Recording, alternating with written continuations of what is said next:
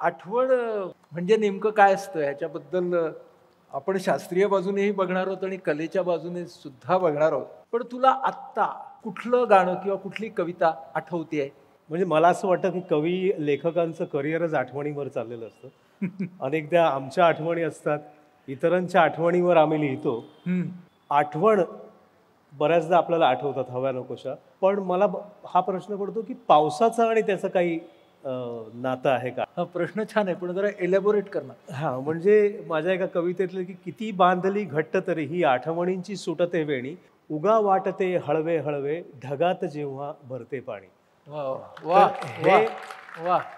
हे हळवं वाटणं जे आहे ते मनाचं, म्हणजे कारण आम्ही कवितेत मनाबद्दल अनेक लिहितो. जसं हृदयाबद्दल लिहितात की हृदय गुंतलं कसं कवीने लिहिलंय. एकदा हृदयाला प्रश्न विचारला की का बाबा तू गुंतोस, तर तो म्हणाला की ते कवींच्या डोक्यातलं, मी फक्त हार्ट पंपिंग ब्लड पंप करत असतो, त्यातच मला वेळ मिळत नाही, गुंतणार कधी. हो ना. आणि हृदयाचे स्नायू जे हा. असतात ते त्या हृदयाच्या रक्तावरच काम करत असतात. मनाबद्दल आम्ही अनेकदा लिहितो. म्हणजे का होते बेभान कसे गैरवरते, मला गेली 15 वर्ष पडलेला प्रश्न. आज डॉक्टर आहेत त्यामुळे मला त्याचं उत्तर मिळेल की नेमकं का होतं बेभान हा. आणि का गहिवरतं. नाही, मन उधाण वाऱ्याचं मी तुला म्हणायला सांगणारच आहे. अरे बाप. पण तू जे आत्ता म्हणालस ना की आपल्याला गोष्टी का आठवतात आणि पाऊस असं तू उदाहरण हो घेतलं, हो. तर आपण पुढे मेमरीकडे येऊ की स्मृती म्हणजे काय. पण आता सांगतो, मेमरीमध्ये किंवा स्मृतीमध्ये ना असोसिएशन्स असतात. अच्छा. म्हणजे पाऊस नावाची संवेदना ही कोणत्या कोणत्या भावनांबरोबर स्वतःला जोडते. हम्म. तर त्या भावना जशा जोडल्या जातात तसं त्या दृश्याचं, त्या पावसाचं इम्प्रेशन म्हणजे त्याचा ठसा मनामध्ये उतरतो. अच्छा. म्हणजे आता तू म्हणालास ना की पाऊस, तर मला पटकन आठवलं की पाऊस कधीचा पडतो, झाडांची हलती पाने, हलकेच जाग मजा आली दुःखाच्या मंद स्वराने. हे मला ग्रेस आठवले आता. त्यामुळं आपल्याला ह्या सगळ्या असोसिएशन्स मध्ये काही खूप वैश्विक असतात. म्हणजे उदाहरणार्थ की असा अंधार आहे, मळभ आहे, तर त्यावेळेला ना कुणाला स्फूर्तिगीत सहसा सुचत नाही. हो हो. म्हणजे त्या वेळेला ते हवामान, तो निसर्ग, आपले मूड्स ह्याचा नक्कीच संदर्भ असतो. म्हणूनच तो संगीतातही येतो. म्हणूनच तर तो कवितेमध्ये सुद्धा येतो. त्यामुळे ती कुंद संध्याकाळ म्हणजे तुझ्याच एका कवितेत कातर वेळ. हो. कारण त्यावेळेच्या त्या आठवणींमध्ये, त्या असोसिएशन्स मध्ये एका बाजूने निसर्ग असतो, दुसऱ्या बाजूने भावना असतात. बरोबर. आणि म्हणून सूर्यास्त कातर वेळ. करेक्ट. एक हुरहुर हा, हुरहुर लावणारी कविता अशी आहे की कातर वेळी बसलो होतो, आठवणींचा पिंजत कापूस, तशात पाऊस. तशात पाऊस. विस्कटलेले डाव पुराणे, ठुसठुसणारे घाव पुराणे, वा. आणि पुराणे काही उखाणे, सुटता झालो उगाच भाऊक, तशात पाऊस. वा वा. मग त्यात काय झालं तर काही उसासे काही खुलासे, फसवे मोहक काही दिलासे, अन दानातील उलटे फासे, घालून गेले नुसता धुडगुस, तशात पाऊस. आणि मग आपल्याला कधीतरी भान येतं की आणि कुठूनसा आला वारा, कापूस घरभर झाला सारा. वा. हाती लागण्या आधीच विरला, आठवणींचा सर्व पसारा. वा. हाती लागण्या आधीच विरला, आठवणींचा सर्व पसारा, पसाऱ्यात त्या गेलो हरवून, कसा कधी मी कुणास ठाऊक, तशात पाऊस. तशात पाऊस. तशात पाऊस. ही कविता नक्कीच स्मृतींवरची. आता बघा कशी गंमत असते की आता तू आठवण असं म्हटल्यावरती माझ्या डोक्यामध्ये काय आलं, तर मी खूप पूर्वी रेडिओवरती ऐकलेलं गाणं, विसरशील खास मला, दृष्टी आड होता, वचने जरी गोड गोड, देशी जरी आता, विसरशील खास मला. म्हणजे तुझ्या ज्या आठवणी आहेत ना त्या न विसरणाऱ्या आहेत. हो. हा. आणि ह्या गाण्यामधली ती जी मुलगी आहे ती म्हणते तू मला नक्की विसरणार आहेस. म्हणजे एका आठवणीभोवती सुद्धा अनेक गोष्टी. आणि एक खूप जुनं गाणं आठवणी दाटतात, आठवणी दाटतात, धुके जसे वितळावे, आहा.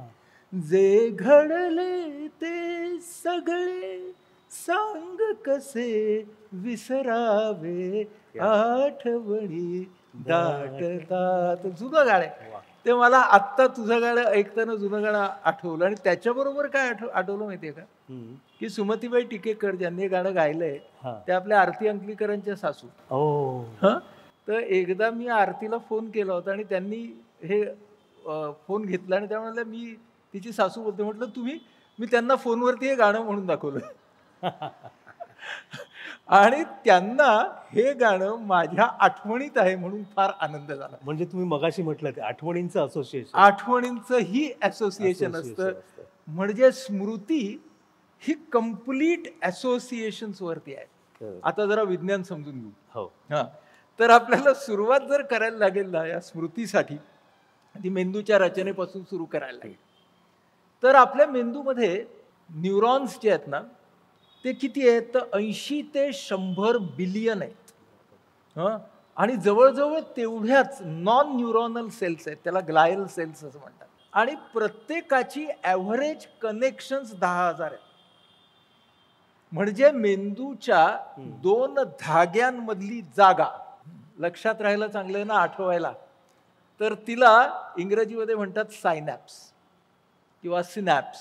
आणि ह्या सगळ्या आठवणींचा आणि स्मृतींचा जन्म कुठे होतो, 2 धाग्यांमधल्या जागेमध्ये. अशा या अख्ख्या मेंदूमध्ये कोट्यावधी जागा आहेत. मग आता त्यातला पहिला टप्पा कुठला आहे, तर बाहेरून उत्तेजना आली की जागा जागी होते. म्हणून या सायनॅप्स मध्ये हलचल तयार होते.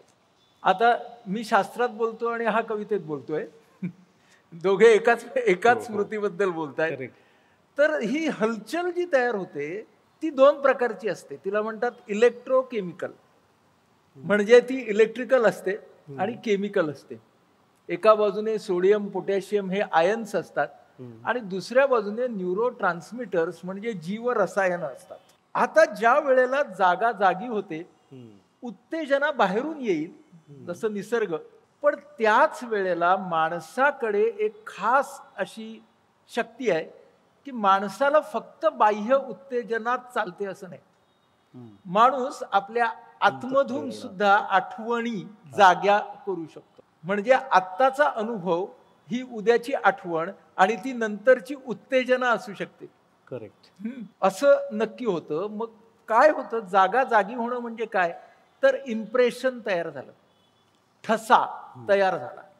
आता हे जे इम्प्रेशन आहे ना ते जर आपण गिरवलं, म्हणजे आता कुंद जाहे आहे, मगाशी तुझी कविता काय आहे ना, ते इम्प्रेशन गिरवणं आहे बघ.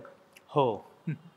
पहिलं कडवं, दुसरं कडवं, तिसरं कडवं, म्हणजे तो ठसा अधिक डीप होतो, त्याला प्रोसेस करतं आपलं मन. बरोबर. म्हणून तुझ्या कवितेच्या शेवटच्या कडव्यामध्ये ना तो ठसा एकदम ठप्प झालेला आहे.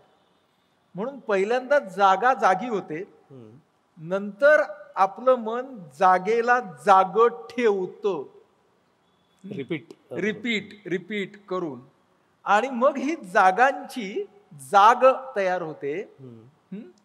ती या असोसिएशन्समुळे. म्हणजे आता जसं आपण हा असोसिएशन सगळे बघितले, एक्सप्लोअर केले, आणि म्हणजे बघा, जागा, तिला येणारी जाग, मग ती जागा जागी ठेवणं, मग ती जागा जागृत राहणं, आणि ती जागा जागृत ठेवणारी जोडणी म्हणजे मेमरी सर्किट्स. म्हणजे तुझ्या शेजारी बसल्यामुळे मला सुद्धा ना जागांची जाग जागती ठेवणारी जोडणी. बरं, असं केलं की लक्षात राहतं, त्याला निमोनिक्स म्हणतात. म्हणून मेमरी म्हणजे काय हे आपण लक्षात ठेवायचाही प्रयत्न केला. अगदी. की 2 धाग्यांमधल्या जागेला जाग आणणं, ती जाग जागी ठेवणं, त्या जागेचं रूपांतर जागृतीत होतं आणि अशी जोडणी होते, तिला मेमरी सर्किट म्हणतात. तर हे जर आपल्या लक्षात आलं की आता ही अशी जोडणी आहे, तर आपण सगळे हे लहानपणापासून कळत आणि नकळत शिकत असतो. म्हणून ना कधी अनुभव आला त्याची, कधी ती साठवण झाली त्या इम्प्रेशनची आणि त्याची कधी उत्तेजना झाली, हे आपल्या खूप नंतर लक्षात येतं. तुम्ही म्हटल्याप्रमाणे की आपण मुद्दाम काही गोष्टी लक्षात ठेवतो आणि काही गोष्टी नकळत लक्षात राहतात. बरं, आपल्या सोबतच्या इतर माणसांच्या तर राहत नाहीत. मी तुम्हाला तेही विचारणार की फोटो मेमरी सारखं काही असतं का, की बऱ्याचदा एखादी गोष्ट आपल्याला आठवली की सगळे व्हिज्युअल्स आठवतात. म्हणजे एखादा माणूस कपड्यांमुळे आठवतो की असे तेव्हा तू कपडे घातले, काही जणांना फक्त नावच आठवतं की अमुक ठिकाणी आपण भेटलो. माझं असं झालं की एक सिनेमा करत होतो, मधुराणी प्रभुळकर आणि प्रमोद प्रभुळकर माझे मित्र, आणि काही वर्षापूर्वी ते एक सिनेमा करत होते. प्रमोद करत होता, मधुराणी त्यात काम करणार होती आणि त्याचं संगीतही करणार होती ती.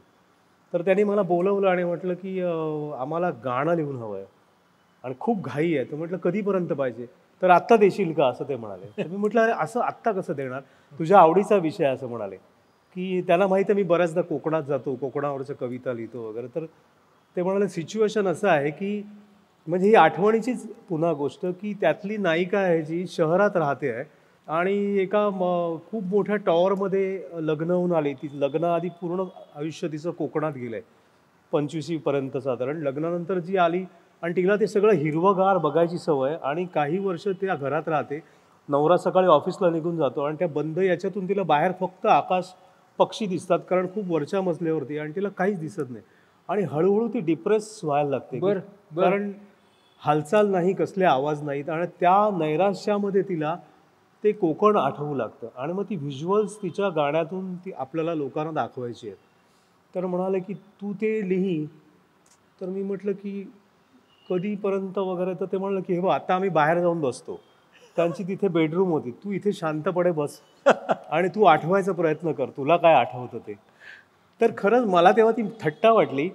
पण मी साधारण एक अर्धा पाऊण तास तिथे बसलो आणि विचार करायला लागलो की ती काय विचार. योगायोगाने मी माझंही कोकणाशी कनेक्ट असल्यामुळे माझं बालपण कोकणात नाही गेलं, पण सुट्टीत कोकणात जाणं असतं मुंबईत असलो तरी. ते हळूहळू काय व्हिज्युअल्स आठवतील आणि मग मला ते माड दिसू लागले, तिथलं वाळू दिसू लागली, बरं, आंब्याची झाडं दिसू लागली. आणि मला पहिली ओळ आठवली की पाचूच्या रानात झिम्माड पाऊस, उन्हाड अल्लड वारा, नारळी पोफळी, शिरल्या आभाळी, वाळूत चांदण चुरा. हा, पण इथे तुझा पाऊस झिम्माड झाला बरं. हो बरं, आता चांदण चुरा शब्दाची एक छान आठवण आहे. तुम्ही जी म्हटलात की साठवण त्याची होते आठवणीची, कारण ती फक्त माझी वैयक्तिक होती तोपर्यंत. बाकीच्या गोष्टी सगळ्यांच्या असू शकतात. मी एकदा कोकणात गेलो असता, त्या लहान होतो, तर मामा कुठे दुसऱ्या गावात गेला की मला त्या सायकलच्या दांडीवर बसवून असं चल तू पण म्हणून. तर रात्री आम्ही उशिरा येत होतो, पौर्णिमेची वगैरे रात्र होती आणि समुद्र किनाऱ्याच्या बाजून मी अगदीच वाळूतून वेंगुर्ला असल्यामुळे पांढरी वाळू आणि चांदण्यामध्ये वाळू चमकत होती. वाळूमध्ये काही काही असं लकाकतं. तर मामा कोकणीत म्हणाला की छान चांदणा पडला, म्हणजे चांगलं चांदणं पडलंय म्हणून. तर मला वाटलं ते पडलं म्हणतोय खाली, म्हणून मी म्हटलं की पडून ते फुटलंय, त्याचा चुरा झालाय, त्यामुळे तो चमकतोय, असं मी त्या लहान म्हणजे तो बघत होता वरती चांदणं. हा. तर मामाने त्याची फार टिंगल केली की अरे चांदणं असं कसं पडून फुटेल वगैरे, आणि त्यांनी सगळ्यांना सांगितलं. बरं, तेव्हा कौतुकावजी काय सगळ्यांनी माझी टिंगल केल्यामुळे ते की अरे चांदणं पडून फुटलं असं ह्याला वाटलं वगैरे. तर त्या साधारण 22-23 वर्षानंतर तो प्रसंग माझ्या डोक्यात राहिला, कारण तेव्हा त्याची टिंगल झाली होती. तर तुम्ही म्हटलं की ती एक काय म्हणतात अशी मेमरी असते की तुम्ही तेव्हा लाज वाटलेली असते आपल्याला त्याची. तर तो चांदण्याचा चुरा तेव्हा मला आठवला, त्यामुळे या गाण्यात तो मला वापरता आला. क्या बात. म्हणून तो वाळूतो चांदणा चुरा. एक खूप महत्वाची गोष्ट आहे की ज्या वेळेला त्या अनुभवाच्या बरोबर तीव्र भावना जोडलेली असते तेव्हा ती लक्षात राहते. म्हणून तीव्र भावना सुखद असू दे किंवा दुःखद असू दे, अगदी तर ती जेव्हा जोडली जाते तेव्हा तो चांदण चुरा हा तुझ्या कवितेमध्ये तो उमटला, तो आला. म्हणजे पण आधी ती आठवण होती, मग साठवण होती, आणि आता तिची उत्तेजना झाली क्रिएटिव्ह प्रोसेसला. मला तेच विचारायचं की नंतर ते गाणं म्हणजे आंब्याला मोहर बकुळी बहर, कहर चाफा फुले, माडाच्या फांदीला झाडाच्या सांदीला इवला खोपा झुले. तर ही व्हिज्युअल मला दिसत होती, ती मी लिहित होतो. बोलतो कोकिळ त्याच्या ग मंजुळ, तोंडाला नाही थारा, नारळी पोफळी शिरले आभाळी वाळूत चांदण चुरा. क्या बात. तर मी हे गाणं लिहिलं आणि माझ्या भावंडांना ऐकवलं, जी कोकणातनं इथे आलेत, म्हणजे अगदी ग्रॅज्युएट होऊन नंतर आलेले आहेत. मी इथेच राहत होतो. तर ते म्हणाले की तुला बरं आठवलं, आम्हाला नाही आठवत. तर मला हे तुम्हाला विचारायचं आहे की ती सगळी मंडळी तिथेच राहिली होती, पण त्यांना ते आठवत नव्हतं. माझ्या लक्षात बरं मुद्दाम ठेवावं तर नाही, कारण तेव्हा त्या वयात मला काय पुढे मी कवी होणार, गीतकार होणार असं काही माहित. नव्हतं. तर ह्या मेमरीचं काही connect- म्हणजे मेमरीचे ना 2 अकाउंट असतात. एक करंट अकाउंट असतो, एक सेव्हिंग अकाउंट असतो. अच्छा. हा. तर ह्या ज्या मेमरीज असतात, ह्या ज्या असोसिएशन्स असतात, त्या आपल्या सेव्हिंग अकाउंटमध्ये गेलेल्या असतात. आणि जी ही न्यूरॉनल सर्किट्स आहेत, त्याच्यामध्ये आपण मुद्दामून कमी टेक्निकल शब्द वापरतो. हा. पण सेव्हिंग अकाउंट मधनं त्यांना करंट अकाउंट मध्ये आणायलाही ही हा. उत्तेजना लागते. Trigger sir. हा, ट्रिगर लागतो. आणि आता गंमत अशी आहे की एक तर तू त्यावेळेला त्या संवेदना ज्या पद्धतीने ग्रहण केल्यास ती तुझी एक त्यातली खासियत होती. अच्छा. म्हणजे ते सांडणं जे तू लक्षात ठेवलंस की ते चांदणं सांडलंय. तर मला वाटतं ती करंट अकाउंट पेक्षा ती FD ला पडली असणार. हा, त्यामुळे FD ला इतक्या पडली. वर्षांनी. FD ला पडली, बरोबर आहे. आणि नंतर त्याचं व्याजही मिळालं तुला. हो, बऱ्यापैकी. सो त्या वेळेला जेव्हा, म्हणजे ह्यालाच मेमरी ट्रेनिंग म्हणतात. म्हणजे कसं आहे ते बघ की की त्यांनी काय केलं असणार, त्यांनी ना खूप संवेदनशीलतेने त्या अनुभवाकडे त्यावेळी पण पाहिलं नसणार. त्यामुळे त्यांच्या जागेला जाग आली, पण त्याच्यानंतर त्यांची जागा झोपी गेली.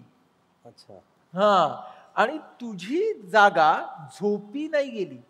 करेक्ट. तू त्या जागेला ठेवलंस. हा, म्हणजे वैयक्तिक आवडींचाही त्याच्याशी. नक्की. ज्या गोष्टीमध्ये आपल्याला रस असतो ना, ते ते आपण सेव्हिंग अकाउंटला ठेवतो. आणि जे आपल्या आवडीचं नसतं ते आपण डिलीट करतो. तर डिलीट करणं म्हणजे त्यांनी ती जागा जागी ठेवली नव्हती. बरोबर.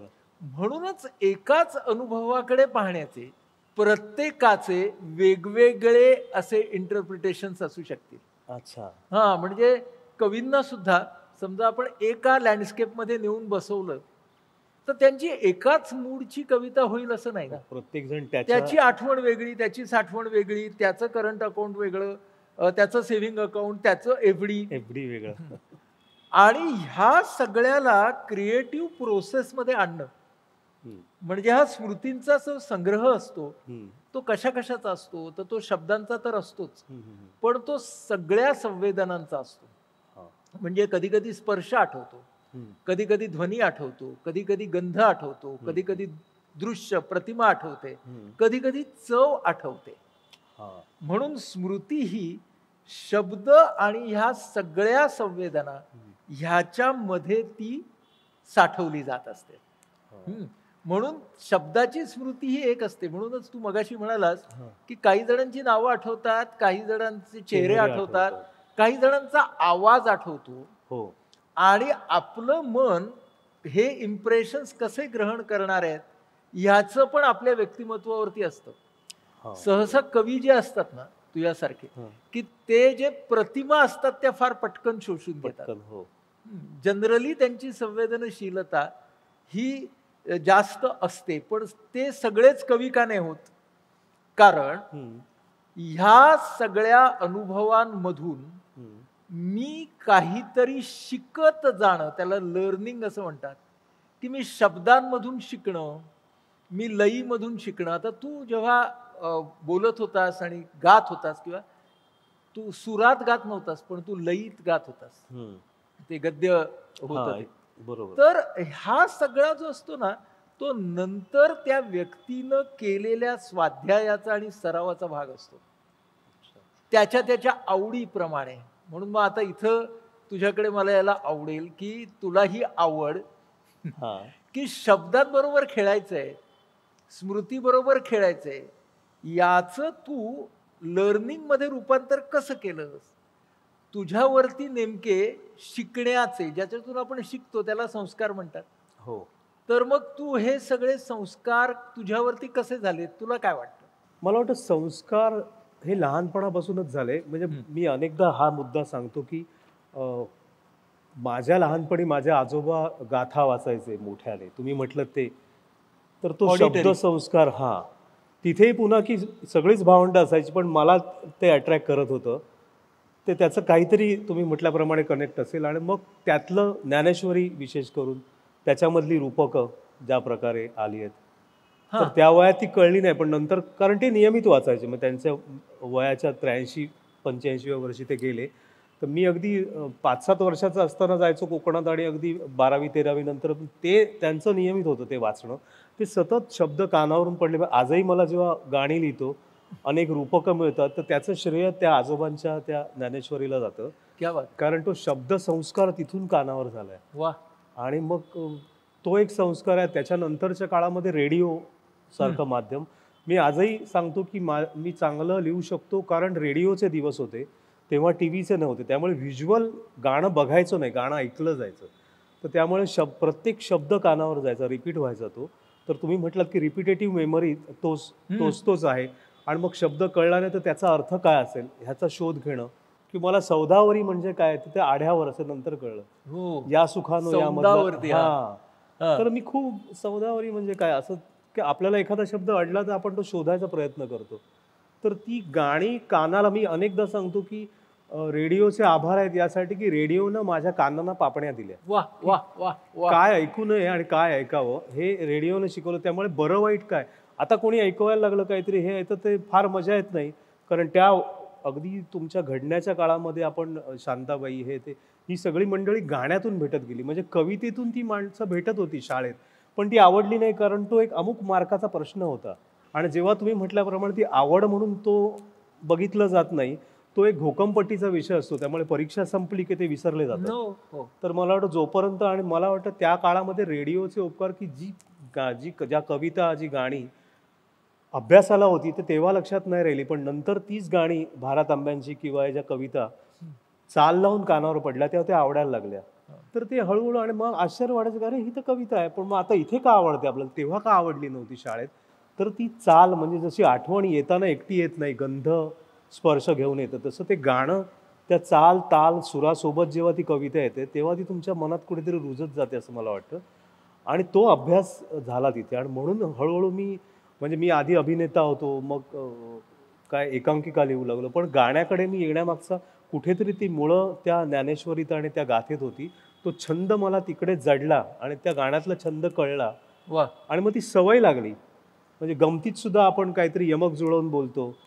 मग माझं सुरुवातीच्या काळात मी व्यंगचित्रकार म्हणून जेव्हा काम करायचो तेव्हा मार्मिकसाठी मी विडंबन गाणी लिहायचो. ते विडंबन गाणी लिहिण्यामागे मला तो मीटर कळलेला असायचा, ते यमक कळलेलं असायचं. मग त्याच्यावरती मी लिहू लागलो. तर ते शब्दात खेळणं जो आहे ना ते तिथून तो लागला छंद मला वाटतं. वा वा. आणि तो संस्कार होत गेला. तो संस्कार होत गेला आणि त्याच्यामुळं मग तुला शब्द मिळायला लागले आणि मग तुम्हाला तो नाद लागतो. तुम्हाला जे आवडतं ते तुम्ही तुमच्या आवडीच्या गोष्टी. मग मला असं वाटतं की एखाद्या गोष्टीचं व्यसन असावं असं मी म्हणतात. कारण व्यसन खूप जण म्हणतात काय वाचू, वाचायला वेळ मिळत नाही, आवड खूप आहे. तर मी त्यांना म्हणतो की आवड असली की सवड नसते, पण व्यसनासाठी वेळ काढतो. म्हणजे मी बघितलंय, आम्ही नाटकाच्या दौऱ्याला जायचो तर आमच्या बसमध्ये काही नट होते, त्यांना स्मोकिंगची हॅबिट होती. कुठल्याही ठिकाणी बस थांबली की ते 5 मिनिटात जाऊन सिगरेट घेऊन यायचे, मग त्या अनोळखी गावात सुद्धा. तर कारण का तर त्यांना ते बरोबर माहीत असायचं. तर मला वाटतं की व्यसन ही अशी गोष्ट की त्याच्याशिवाय माणूस राहू शकत नाही. मग इथं आपण त्याला ध्यास म्हणूया. ध्यास. तर तो जोपर्यंत लागत नाही, तो मला तसा तो शब्दांचा नंतर ध्यास लागत गेला. अच्छा. की हा शब्द सापडला, मग याचा वेगळं काय होईल, मग याला पर्यायी शब्द काय असेल. आणि ती सवय आज मला इतकी उपयोगी पडते की आज रेकॉर्डिंगला जेव्हा गायक उभा राहतो, मी एक शब्द लिहिला आहे समजा आणि त्या लिहिलेल्या शब्दामध्ये च असेल किंवा ळ असेल आणि गायक नॉर्थ इंडियन असेल ज्याला ळ म्हणताच येत नाही. अच्छा. असं तेव्हा झालंय? संगीतकार अनेकदा म्हणतो की अरे याला ऑप्शनल शब्द शोध ना काहीतरी, त्याला ळ येतच नाही, तो अड अड म्हणतोय. मग त्यावेळी पटकन शब्द सुचणे याच्यासाठी तो रियाज उपयोगी पडतो. मग 10 पर्यायी शब्द शोधा. तर मी सतत म्हणतो की शब्दांचा रियाज होत राहिला पाहिजे. तेव्हा गीतकार असेल, कवी असेल, तो 24 तास गीतकारच असावा लागतं त्याला, कारण सतत ते शोधत राहावं लागतं. म्हणजे आता माझं गाणं झालं, जसं ऑफिस जॉब काय 9 to 5 असतो तेव्हा संपतो, पण मला वाटतं की लेखक कवी हा 24 तास असतो, त्याला सतत शोधत राहावं लागतं वेगळा काय शब्द मिळतो. मग अनेक गाण्यामध्ये गाण्यामध्ये मी शब्द वापरला की तिवळी करून तिला सासरी पाठवा. तर तो मला अजयने विचारलं की अरे हा मस्त बसलाय तिकडे, तू कुठून शोधलास? तर मी लहान असताना आमच्या शेजारी एक आजी राहायच्या, त्यांच्या सुनेवर अजिबात पटायचं नाही. त्यात भांडण झालं की आमच्या घरी यायचं आणि मी कशाला राहते, पोरीला पिवळी करून पाठवलं की मी चालली गावाला, असं ती म्हणायच्या. तर पोरीला पिवळी करून पाठवली, मग त्यांची एक लग्नाची मुलगी होती, तिचं एकदा लग्न झालं की मी इथून जाणार. तो पिवळी करून तेव्हा माझ्या डोक्यात बसलेला शब्द मी त्या नवरी आली गाण्यामध्ये वापरलाय. तर तो रियाज सतत असणं. हे ज्ञानेश्वरांपासून तू म्हणालास, हा, पण इतर कवींच्याकडून तू काय स्वाध्याय केलास? तर तेवढा प्रभाव नाही, कारण गीतलेखनाच्या वेळी आधीच्या कवींपेक्षा वेगळं आणि सोपं लिहिणं ही एक मोठी जबाबदारी असते. कारण काळ जसा बदलत जातो तशी लोकांच्या ओळखीतली भाषा किंवा काही शब्द लोक विसरू लागतात. आणि मग आम्हाला हे सांगितलं जातं की आजच्या लोकांना कळेल असं लिहा. बरेचदा आम्ही अडून बसतो की नाही हा शब्द पाहिजेच आहे. पण आता काय झालं की संगीतकार कॉन्व्हेंटमधले असतात, निर्माते कॉन्व्हेंटमधले आणि दिग्दर्शकही असतो. मग ही त्या तीन माणसांना वाटतं की संपूर्ण जग असंच आहे, त्यामुळे तुम्ही जर मराठीत लिहिलात तर तो अरे ये आजकाल की यूथ के समज में नहीं आएगा असं ते म्हणतात. म्हणजे आत्ताचं उदाहरण आहे की उमलून माझ्या गाली प्रीत नवी मखमाली हे लिहिलं तर त्यांनी असंख्य वेळा मला कळेल का लोकांना, आणि त्यानंतर त्याच्यावर जे एवढे लाखो रीळ बनल्यावर मी त्यांना सांगायचो की आता सांगा. तर असंख्य लोक त्याच्यावर नाचले, असंख्य, पण ते ठरवून टाकतात की नाही कळणार मराठी. आता सगळेच कॉन्व्हेंटमध्ये जातात. आता हेच गाणं जर घेतलंस हा, तर ह्या गाण्याची निर्मिती कशी झाली? तो काळ 1930चा होता, शाहीर साबळ्यांचा. करेक्ट. तर गीतकाराला नेहमी हा विचार करावा लागतो की मला काय वाटतंय हे महत्वाचं नाही, ते पात्र काय बोलेल. मग त्या पात्राचं शिक्षण काय असेल, त्याची पार्श्वभूमी काय असेल, कोणत्या गावातलं आहे ते, मग त्याच्या आजूबाजूचे लोक काय बोलतायत, तर ते प्रेमात पडल्यावर तेच शब्द म्हणणार जे आजूबाजूची उदाहरणं आहेत. म्हणजे आपण अनेकदा म्हणतो की मुंबईचा माणूस म्हणतो की काय म्हणजे आज तर मी 4थी सीट मिळाल्याचा आनंद झाला किंवा विंडो सीट मिळाल्याचा. पण हे नागपूरमधल्या किंवा एखाद्या खेडेगावातल्या माणसाला विंडो सीट मिळण्याचा आनंद माहीत नसणं, कारण त्याने रेल्वेच बघितलेलं नाही आणि त्याला सकाळची गर्दी माहीत नाही. तर त्याचा संदर्भ तिथला असणार काहीतरी. हो. तर हे संदर्भ शोधणं हे सगळ्यात महत्त्वाचं. त्यामुळे मग ते तुम्ही म्हटलं ते जागा असावी लागते आणि जाग ठेवावी लागते. तर त्या प्रांतात मी जातो तेव्हा पहिलं काम करतो, कुठलाही असो तिथल्या माणसांशी बोलतो. आणि माझा सगळ्यात आवडता छंद म्हणजे जे तुम्हाला ड्रायव्हर्स असतात, ओला उबर असेल किंवा तिथले जे लोकल, त्यांच्याकडनं जास्त शब्द मिळतात. म्हणजे नटरंगाच्या वेळी तर मी सांगेन की मी आधी काही दिवस त्या भाषेचा अभ्यास करायला तिथे होतो कोल्हापूरमध्ये, त्याचे संवाद लिहिताना. पण सगळ्यात माझा महत्त्वाचा फायदा झाला की आम्हाला हॉटेलवरून त्या लोकेशनला न्यायला एक ड्रायव्हर ठेवला होता आणि तो अत्यंत अशुद्ध कोल्हापुरी बोलायचा, तिथली ग्रामीण. तर त्याच्या भाषेतले अनेक शब्द मला उपयोगी पडले जे जास्त योग्य होते. ते जर मी कुठे जाऊन विचारलं की आता सांगा कोल्हापुरी शब्द किंवा तिथल्या प्राध्यापकाला, त्याला सांगता आले नसते, कारण ते त्याने पॉलिश्ड सांगितले असते मला एकदम. तर तळागाळातली माणसं जी बोलतात, कारण मला वाटतं की गाणं ही अशी गोष्ट आहे की ती एखाद्या हमालालाही गुणगुणता आली पाहिजे आणि एखाद्या प्राध्यापकालाही. तर त्याच्यामधला जो दुवा असतो तो गीतकाराला सांभाळावा लागतो. क्या बात. नेहमी परत त्या ह्याच्याकडे मधुमासकडे की ते 30 साल, हा, तर मग ते शब्द कसे घेतलेस? नाही, त्यात कसं होतं की सिच्युएशन असं होतं की ती जी मुलगी प्रेमात पडते ती असते नुकतीच, भानुमती जी नुकतीच कविता शिकते आणि नवकवी आहे, ती त्या साहित्य ह्याच्यामध्ये कविता लिहिते असं सांगितलं. आणि तो मुलगा शाहीर आहे, ते ग्रामीण आहे. तर मला असं वाटलं की त्या मोजक्या शब्दातून तिला जर काही सुचणार असेल तर तिच्यावर तात्कालीन कवितेचा प्रभाव असेल. बरोबर. मज नयनी तव सुमनांचे वगैरे असे शब्द जे त्या काळात जास्त करून गजेंद्र वाटव्यांच्या गाण्यामध्ये जे असायचे किंवा त्या प्रकारे. कारण संगीत करताना अजय अतुल बरोबर आम्ही बसलो तर तेव्हा त्यांनी विचार केला की एन दत्ता किंवा तेव्हा जे संगीतकार ओ.पी. नय्यर असतील, सी रामचंद्र, त्यांचा जो ठेका असेल त्या ठेक्याबरोबर तुम्ही त्या काळात पोचले पाहिजे. तर त्यांनी जी चाल केली तेव्हा वाजवून दाखवली, तेव्हा ती वाजवली तेव्हा हे असंच काहीतरी पाहिजे.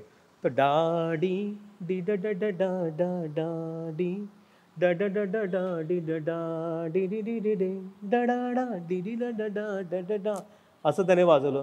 काहीतरी डमिली असं म्हटलं. मी डमी शब्द म्हणून की आली उमलून माझ्या गाली प्रीत नवी मखमाली बहरला हा मधुमास नवा, असं काहीतरी होईल का. तो म्हणा असं नाही, हेच पाहिजे. आणि ते गाणं झालं. म्हणजे त्याच्या आधी आम्ही म्हणजे खूप जणांना सांगायला माहीत नसेल की हे जे मूळ गाणं होतं ते आधी केलं होतं अजय अतुलने. खूप सुंदर चाल होती, अप्रतिम सुपरहिट चाल होती, पण त्याच्यावर काही सुचत नव्हतं आणि मी अडकून बसलो होतो, कारण ती कुठल्याही काळात जाईल अशी सुंदर लव्ह सॉंगची चाल होती, पण त्याच्यात काळ नव्हता. आणि हे जे त्याने नंतर वाजवलं त्यात काळ आला लगेच आणि ते सापडत गेलं. आता म्हणजे ना स्मृतींचे प्रकार, हां हां ह्याच्याकडे मगाशी तुम्ही म्हणालास की स्मृती कशी कशी साठवली जाते. तर स्मृतींचे जे प्रकार असतात ना ते शास्त्राच्या दृष्टिकोनातून पहिली जी स्मृती आहे तिला म्हणतात सेन्सरी मेमरी. म्हणजे काय की जागा जागी होते आणि लगेच झोपी जाते. म्हणजे आता आपण बसलो तर इथे ना या वाऱ्याचा एक झोत येतोय हे मला कळतंय, त्याची जागा जागी होते मेंदूतली, पण ती लगेच झोपी जाते. हा प्रकाश आहे, तो प्रकाश येतोय पण तो काही माझ्या स्मृतीमध्ये आता अडकत नाहीये. आता ही जी सेन्सरी मेमरी आहे हिचं काय महत्वाचं काम असतं आपल्या मेंदूमध्ये, कामाशिवाय एकही गोष्ट नाही. तर ही सेन्सरी मेमरी जी आहे जी येते आणि जाते क्षणात, तिचं महत्व असं आहे की त्यामुळे माणूस स्वतःशी आणि भोवतालशी जोडला जातो. ह्याच्यातली जर एकही संवेदना आणि ही सेन्सरी मेमरी नसेल तर माणसाचं मनस्वास्थ्य ताबडतोब ढळेल. ताबडतोब म्हणजे ताबडतोब ढळेल. ते जर ढळायचं नसेल तर आपल्याला त्यासाठी या सेन्सरी मेमरीची खूप जरुरी आहे. म्हणजे शास्त्र आपल्याला असं सांगतं की वाऱ्याची झुळूक, एखादा हॉर्न वाजतोय, एखादे पाठी काहीतरी आवाज चालू आहे हॉर्नचा. ते कमल हसनच्या आय थिंक एका चित्रपटात होतं पुष्पक, की त्याला झोप येत नाही. की त्याला झोपच येत नाही, कारण त्याच्या सेन्सरी मेमरीवरती आदळणारे ज्या सगळ्या संवेदना असतात त्या जेव्हा जातात तेव्हा त्याच्या लक्षात येतं की ही गडबड आहे. जसं हिवाळ्यामध्ये नायगारा धबधबा ज्या दिवशी गोठतो त्या दिवशी किनाऱ्यावरच्या गावातल्या लोकांना झोप येत नाही, कारण ते रोज त्या नायगारा धबधब्याचा आवाज ऐकत असतात. तो त्यांच्या सेन्सरी मेमरीचा भाग झालेला असतो. त्यामुळे ती त्या आय सेन्स आणि वर्ल्ड सेन्स साठी फार महत्वाची. मग काय आहे की जसं तू म्हणालास की आता तुझं शब्दांवर लक्ष केंद्रित होतं. हो, लक्ष केंद्रित झाल्याशिवाय ना मेमरीची यत्ता वाढत नाही. सेन्सरी मेमरी येते आणि जाते, ती बालवर्गात आहे असं म्हणू. मग आता प्राथमिक शाळेमध्ये काय होतं तर असं काहीतरी घडतं की ज्यामुळे आपलं लक्ष त्या उत्तेजनेकडे जातं. म्हणजे असा खमंग वास आला तर मेमरीची यत्ता लगेच पुढे जाते. मग त्या खमंग वासाबरोबर काहीतरी आलं पदार्थ तर मेमरी अजून पुढे जाते. मग ते खाल्लं जातं, मग मेमरी अजून आत जाते चवीसकट. आणि मग त्याच्यामधून लर्निंग काय होतं माहितीये का, हा पदार्थ खाण्यासाठी येथे आले पाहिजे. अशा प्रकारे मेमरी आणि लर्निंग म्हणजे शिकणं ह्यांच्या मधलं हे नातं असतं. म्हणून शॉर्ट टर्म मध्ये मेमरीमध्ये गेलं की त्याच्यामध्ये ती यत्ता त्याची पुढे गेली. पुढची यत्ता आहे तिला म्हणतात वर्किंग मेमरी. म्हणजे काय की त्या त्या कार्यासाठी आवश्यक तिथपर्यंत ते लक्षात राहतं.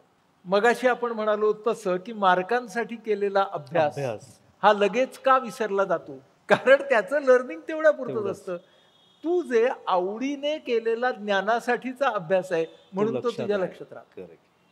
आणि तो लक्षात राहता राहता तो लॉंग टर्म मेमरीमध्ये जातो. तो जेव्हा लॉंग टर्म मेमरीमध्ये जातो तेव्हा ती व्यक्ती, म्हणजे तू आता बोलताना म्हणालास ना तुझ्याकडे आता स्टोअर झालाय, एवढी भरपूर झालाय, भरपूर आहे, त्यामुळे ना तुला आता कुठली एवढी कधी मोडायची हे स्वातंत्र्य आहे. अगदी अगदी शब्दांच्या बाबतीमध्ये, कारण तू त्या शब्दांना आता साठवत गेलायस. तुझी जी शब्दांची मेमरी आहे तिला. म्हणजे मला एक गांधीजींचा प्रसंग आठवला. गांधीजी साऊथ आफ्रिकेमध्ये असतात आणि ते त्यांच्या मुलांचा अभ्यास घेत असतात. छोटी असतात मुलं तेव्हा त्या फिनिक्स आश्रमामध्ये. तर ते मुलांना निबंध लिहायला सांगतात आणि त्यांचा मुलगा असतो तो 4, 5, 6 निबंध लिहितो. गांधीजी तपासतात. ते गांधीजी त्याला असं म्हणतात, तुझा शब्दसंग्रह कमी पडतोय, तू तेच शब्द सारखे वापरतोयस. तर ते म्हणतात की, म्हणजे गुजरातीत आहे मूळ वाक्य, की आपण बनी आहोत आणि संवादाच्या व्यापारासाठीचं भांडवल शब्द आहे. त्यामुळे तू जोपर्यंत शब्द वाढवणार नाहीस तोपर्यंत तुझी भाषा बदलणार नाही आणि तोपर्यंत तुझं लिहिणं बदलणार नाही. मला वाटतं की आमचं बरेचदा हे होतं की विशेषतः प्रेमगीत लव्ह सॉन्ग हा जो प्रकार आहे की काय असतं की तोच हिरो आहे, तीच हिरोईन आहे आणि त्यांच्यात तेच सगळं असताना मग शब्द आणायचे कुठून? कारण बरेचदा असं होतं की हल्ली गाण्यांची चॅनल लागलीत, मग 9 एक झकास किंवा एकाच कवीने लिहिलेलं जर 3 गाणी मागोमाग आली तर बरेचदा तेच शब्द रिपीट होण्याची भीती असते. हो, मग आणायचं कुठून नवीन? तर तेव्हा आम्ही हा प्रयत्न करतो की मग एकदा फक्त प्रेम असतं, मग त्याच्यानंतर वेगवेगळ्या तुम्ही जसं म्हटलात की त्यांच्या आठवणी, तिथली भाषा, त्यांचं शिक्षण किंवा मग त्यांचे काही रेफरन्सचे पॉईंट असं करून ते वेगळं करण्याचा प्रयत्न करतो. नाहीतर मग पुन्हा तेच तुझे डोळे आणि कधी भेटलो आणि याच्या पलीकडे काही होतच नाही. तर मग तो आणि दुसरा आहे की हा रियाज करावा लागतो की लक्षात ठेवून विसरणं. हा एक रियाज की हा शब्द पुन्हा येता नाही हे डोक्यात ठेवावं लागतं की आधी 4-5 वेळा येऊन गेलाय. तर मग कोणीतरी म्हणजे तुमच्या गाण्यात ते फार येतो तो शब्द, असं ते लोक नंतर कुठेतरी भेटल्यावर विचारतात. तर ते शब्द लक्षात ठेवावे लागतात, म्हणजे विसरायचे शब्दही लक्षात ठेवावे लागतात. तर तो एक वेगळा रियाज असतो. तू असे कुठले शब्द विसरायचा प्रयत्न करतोस की जे नाही, बाहेर माझ्या एक दोनदा असं झालं की विरघळला असा एक कुठला तरी शब्द, तुझ्यात मी विरघळलो एकदा आला आणि परत दुसऱ्या वेळेस मला ते येत होतं आणि मी गाणं लिहिलं आणि रेकॉर्डिंगला जाताना मला लक्षात आलं की हे आपण रिपीट करतोय की जरा जास्तच विरघळतंय. आणि मग तू गंमत काय झाली की त्या संगीतकाराला आणि त्या गायिकेला आहेत मग त्यांना सगळ्यांना तो आवडला होता. मग ती मला वाटतं श्रेयाच का कोणते होते, ती म्हणाली की नाही मैंने तो पहिली बार गा रही हूं ना मैं. पण म्हटलं मी दुसऱ्यांदा लिहितोय. तर त्यावेळेस ते मी राहू दिलं कारण ते इतकं आवडलं होतं. पण आता मी त्यानंतर प्रयत्न करतो की कुठे येता नाही, मग ते अख्खं गाणं वाचतो आणि म्हणजे कुठला रिपीटर नाही झाला शब्द आधीच्या गाण्यातला, तर ते लक्षात ठेवून विसरणं जे असतं ना की ती प्रोसेस आहे. म्हणजे लॉंग टर्म मेमरी मध्ये आपण जेव्हा जातो हां. त्यावेळेला महत्वाचं काय असतं की तुमच्याकडे असलेला जो डेटा आहे आता म्हणजे शेवटी लॉंग टर्म मेमरी काय असते, डेटा असते. त्याच्यामध्ये माणसाला काय करावं लागतं तर हा डेटा वेगवेगळ्या पद्धतीने प्रोसेस करावा लागतो. हा डेटा वेगवेगळ्या पद्धतीने जोडून घ्यावा लागतो. म्हणजे प्रेमकविता लिहिताना सुद्धा शब्द आणि तुझा डेटा तोच असेल. डेटा तोच असतो. हो, पण तुला आता समजा प्रार्थना लिहायची बुद्धी दे अगदी अगदी सारखी प्रार्थना लिहायची, तर तोच डेटा तुला प्रार्थना म्हटल्यावरती ना वेगळा वापरायला लागतो. मग अगदी अगदी की जे तू प्रार्थनेच घे ना उदाहरण, म्हणजे तुला त्याच्यातून सांगता येईल. ऍक्च्युली खूप कमी लोकांना माहिती आहे, तू बुद्धी दे, तू प्रकाश दे, नवचेतना विश्वास दे, असं ते होतं. पण प्रकाश मग त्यांचा प्रकाश बाबा आमटे आहेत ना, म्हणून मग तू बुद्धी दे, तू तेज दे, नवचेतना असं बदललं आम्ही नंतर. ते म्हणजे प्रकाशाच्या जागी तेज आला शब्द, तर ते आयत्या वेळी होतं ना ते. ओके, तू बुद्धी दे, तू प्रकाश दे, असं तू बुद्धी दे दा दा दा दा, आता दा दा दा दा याच्यामध्ये तू प्रकाश दे असं होईल ना, म्हणून मग तू तेज दे, कधी त्या चालीच्या मीटरला आणि कधी याला, असा जो होतं की ऐनवेळी शब्द सुचणे. मग प्रकाशला काय पटकन करता येईल, 2 अक्षरी तेज. तर तो रियाज शब्दांचा आणि त्यावेळेला तुझ्या सेव्हिंग मध्ये भरपूर शब्द होते. ते तुला प्रकाशाच्या जागी तेज. ही जी प्रार्थना आहे त्या मूड मध्ये जाऊन ती लिहिलीस, कशी लिहिलीस ती प्रार्थना? नाही, या प्रार्थनेचं झालं की आधी एका सिरियलसाठी मी त्यातल्या सुरुवातीच्या ओळी लिहिल्या होत्या आणि नाना पाटेकरांचा एकदा मला फोन आला आणि गुरु असं असं करतोय ते प्रकाशवर, आपण पिक्चर करतो, मी काम करतोय आणि मला एक अशी प्रार्थना दे ज्यात देव नसेल. बरं. मला गोंधळात टाकणारा प्रश्न होता की म्हटलं देव नसेल म्हणजे, अरे नाही, ते अंधश्रद्धा निर्मूलन आहे, तिकडे ते लोक दगडाला शेंदूर लावतात, तर त्यांचं काम आहे की देव आणि अंधश्रद्धा लांब करायचं. तू कुठलं तरी देव केलं असतं त्या कॅरेक्टरच्या विरुद्ध जातं प्रकाश आमटेंच्या. तर प्रार्थना पाहिजे पण देवाचा उल्लेख नको. तर म्हटलं मग मी एक असं लिहिलं होतं की आतल्या देवाला उद्देशून, प्रत्येकाच्या आतमध्ये जो अंतरात्मा आहे, प्रत्येकात ईश्वर, अशा मी ओळी लिहिल्या होत्या की तू बुद्धी दे, तू ते प्रकाश दे, नवचेतना विश्वास दे, जे सत्य सुंदर सर्वथा आजन्म त्याचा ध्यास दे. वा आहे, बेस्ट आहे. असं पाहिजे का? असं नाही, हेच पाहिजे म्हणाले. म्हटलं हे कसं करेल की ते एक झीला एका सिरियलमध्ये त्या बॅकग्राऊंडला वाजलं होतं की शाळेत सरस्वती वंदना चालू आणि मुलं म्हणतायत मग ते पूर्ण होतं का? कारण नाही म्हटलं एवढ्या 4-5 ओळी लिहिल्या होत्या, त्याचं पुढे काय झालं नाही, कारण तो एपिसोड गेला आणि झालं ते. मग आपल्याला मिळतील का? तर म्हटलं त्यांचे राईट्स असतील, ते काय काळजी करू नको, मी बोलतो. मग त्यांनी फोन केला झीला वगैरे, आणि दुसऱ्या दिवशी मला झीतनंच फोन आला की नाही नाही ते फ्री आहे, तुम्ही वापरू शकता. मग त्यानंतर मग प्रकाशबाबा आमटेंचं कार्य की ते लोकांसाठी करतायत ना ते, आणि अत्यंत मुळामध्ये दुसऱ्यासाठी निस्वार्थ काम करायला तुमच्या संवेदना जाग्या पाहिजेत. आणि म्हणून मी लिहिलं की जाणवाया दुर्बलांचे दुःख आणि वेदना, तेवत्या राहो सदा रंध्रातुनी संवेदना. धमन्यातल्या रुधिरासया खल भेदण्याची आस दे, सामर्थ्य या शब्दात आणि अर्थ या जगण्यास दे, जे सत्य सुंदर सर्वथा आजन्म त्याचा ध्यास. हे त्यांच्या कार्यासाठीच प्रकाश आमटेंच्या म्हणजे ते असोसिएशन आलं, असोसिएशन त्यांचं. आता ऐकताना मला असं एकदम जाणवलं, रुधिर हा शब्द हा आपण कॉमनली वापरत नाही. तर आपण रक्त, करेक्ट पण रुधिर हा शब्द तिथे आलाय. म्हणजे कारण ते प्रार्थनेचा जो फील आहे तेव्हा तो जर शब्द नसेल, म्हणजे म्हणजे रुधिर सांडले म्हटल्यावर आपल्याला समरांगणी आठवतं, हा आणि रक्त सांडले म्हटल्यावर रस्त्यावरचा ऍक्सिडेंट आठवतो. हा जो फरक आहे, असोसिएशन. असोसिएशन. आता तू म्हणतोयस कविता मी सांगितल्यावरती, आणि त्याही तुझ्या स्मरणातूनच येत आहेत, म्हणजे त्या तुझ्या लॉंग टर्म मेमरीचा भाग झाला. भाग आहे. म्हणजे आपण काय बघितलं, sensory memory, short term memory, working memory आणि लॉंग टर्म मेमरी. आणि ह्या सगळ्याचा स्वाध्याय आणि सराव होत राहिला तरच ते जागृत. मी तुम्हाला तेच विचारणार होतो की ते वाढवण्यासाठी, कारण बरेचदा त्याचा काही रियाज, त्याचा रियाज जर करायचा असेल ना, तर सगळ्यात महत्वाचं काय आहे की माझी मेमरी ही मला कधीच फेल्युअर देत नाही असं म्हणायचं नाही. फाजील आत्मविश्वास, फाजील आत्मविश्वास नाही ठेवायचा. आणि आपल्याला आपला गोल म्हणजे आपलं जे उद्दिष्ट आहे ना, त्या उद्दिष्टाबरोबर आपली स्मृती जोडता आली पाहिजे. आणि ते उद्दिष्ट आहे त्याच्याबद्दल आपल्या मनामध्ये खूप आस्था असली पाहिजे, तर स्मृती आपोआप आपली बनते. माझा एक वैयक्तिक अनुभव सांगतो तुला, की मी जेव्हा पेशंट पाहतो त्यावेळेला पेशंट माझ्या समोर येतो ना, तिथपर्यंत मला तो पेशंट आठवत नसतो.